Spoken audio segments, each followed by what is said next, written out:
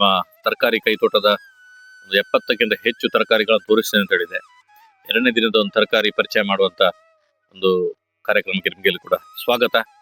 ನಮ್ಮ ಜೊತೆ ಇದು ತರಕಾರಿ ಅಲ್ಲ, ಇದು ಆದಿತ್ಯ ಅಂತ ಹೇಳಿ ನೀವು ತುಂಬಾ ವಿಡಿಯೋದಲ್ಲಿ ನೋಡಿರ್ಬೋದು. ಅವನು ಇವತ್ತು ನಮ್ಮ ಜೊತೆ ಇದ್ದಾನೆ. ಇವತ್ತು ನಾನು ತರಕಾರಿ ಅಂತೇಳಿ ನಿಮಗೆ ಪರಿಚಯ ಮಾಡಿಸಿರುವಂಥದ್ದು ಸೊಪ್ಪಿಗೆ ಕೆಟಗರಿ ಸೇರಿರುವಂಥದ್ದು.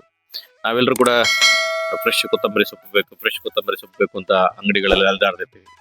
ಆದರೆ ನಿಜವಾಗ್ಲೂ ಫ್ರೆಶ್ ಕೊತ್ತಂಬರಿ ಸೊಪ್ಪನ್ನು ಮನೆಯಲ್ಲಿ ಬೆಳಿಬೋದು, ಅತ್ಯಂತ ಈಸಿಯಾಗಿ ಬೆಳಿಬೋದು ಅನ್ನುವಂಥದ್ದು ತೋರಿಸುವಂಥ ಒಂದು ಸಬ್ಜೆಕ್ಟ್ ಇದು. ನೋಡಿ, ಇದೊಂದು ಯಾವುದು ಗಿಡ ಕಾಣ್ತಿದೆ, ಇದು ಕೊತ್ತಂಬರಿಗಿಂತ 10 ಪಟ್ಟು ಹೆಚ್ಚು ನ್ಯೂಟ್ರಿಷನ್ ಇರುವಂಥದ್ದು ಮತ್ತು 10 ಪಟ್ಟು ಹೆಚ್ಚು ಕೊತ್ತಂಬರಿ ರೀತಿಯ ಸ್ಮೆಲ್ ಇರುವಂಥದ್ದು. ಇದು ಅತ್ಯಂತ ಸುಲಭದಲ್ಲಿ ಬೆಳೀತದೆ. ಇದು ಕೊತ್ತಂಬರಿಗೆ ಪರ್ಯಾಯವಾಗಿ ನಮ್ಮ ದಕ್ಷಿಣ ಕನ್ನಡ ಜಿಲ್ಲೆಯಲ್ಲಿ ತುಂಬ ಕಡೆಯಲ್ಲಿ ಉಪಯೋಗ ಮಾಡ್ತಾರೆ. ಎಸ್ಪೆಷಲಿ ಬ್ರಾಹ್ಮಣರ ಮನೆಗಳಲ್ಲೆಲ್ಲ ಹೆಚ್ಚು ಅದನ್ನು ಉಪಯೋಗ ಮಾಡ್ತಾರೆ. ತೋಟದಲ್ಲಿ ಎಲ್ಲ ಕಡೆಯಲ್ಲಿ ಇರ್ತದೆ. ಯಾವುದೇ ಸಾವಯವ ಗೊಬ್ಬರನೂ ಬೇಕಾಗಿಲ್ಲ.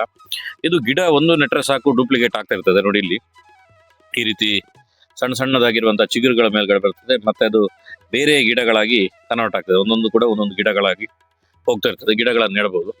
ಇದರ ವಿಶೇಷತೆ ಏನು ಅಂತ ನೋಡಿದಾಗ, ನಾನು ಮೊನ್ನೆ ಅಸ್ಸಾಮು, ಸಿಕ್ಕಿಮ್ಮು, ನಾಗಾಲ್ಯಾಂಡ್, ಮಣಿಪುರ ಇಲ್ಲೆಲ್ಲ ಸಾವಯವ ಕೃಷಿ ಅಧ್ಯಯನಕ್ಕೋಸ್ಕರ ಪ್ರವಾಸ ಮಾಡಿದಾಗ ಅಲ್ಲಿ ಸೂಪರ್ ಮಾರ್ಕೆಟ್, ಬಿಗ್ ಬಜಾರ್ಗಳಲ್ಲೆಲ್ಲ ಕೂಡ ಇದೇ ರೀತಿಯ ಕೊತ್ತಂಬರಿಯನ್ನು ಸೇಲ್ ಮಾಡ್ತಿದ್ರು. ನಾವು ನಾರ್ಮಲ್ ಯಾವುದನ್ನು ಕೊತ್ತಂಬರಿ ಸೇಲ್ ಮಾಡ್ತಾರೆ ಅದನ್ನು ಅವರು ಮಾಡ್ತಿರ್ಲಿಲ್ಲ.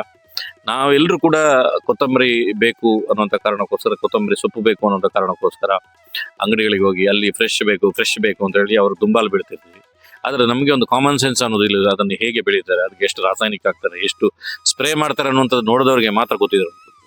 ಆ ಕಾರಣಕ್ಕೋಸ್ಕರ ಇದಕ್ಕೆ ನಿಮ್ಮೂರಲ್ಲಿ ಏನು ಕರೀತಾರೆ, ಮತ್ತೆ ಈ ರೀತಿಯ ಗಿಡ ನಿಮ್ಮ ಊರಲ್ಲಿ ಇದೆಯಾ ಅನ್ನೋದು ಕಮೆಂಟ್ ಮಾಡಿ. ಮತ್ತೆ ಇದಕ್ಕೆ ಏನು ಹೆಸರಲ್ಲಿ ಕರೀತಾರೆ, ಇದರ ಉಪಯೋಗ ಏನು, ಇದರ ಟೇಸ್ಟ್ ನಿಮಗೆ ಗೊತ್ತಿದ್ರೆ ನಮಗೆ ಹೇಳಿ. ಅತ್ಯುತ್ತಮವಾಗಿರುವಂಥ ಒಂದು ಆಹಾರ ಅಂತ ಇದನ್ನು ಹೇಳಲಿಕ್ಕೆ ಇಚ್ಛೆ ಪಡ್ತಾನೆ. ವೀಕ್ಷಣೆ ಮಾಡಿದಂಥ ಎಲ್ರಿಗೂ ಕೂಡ ಧನ್ಯವಾದ.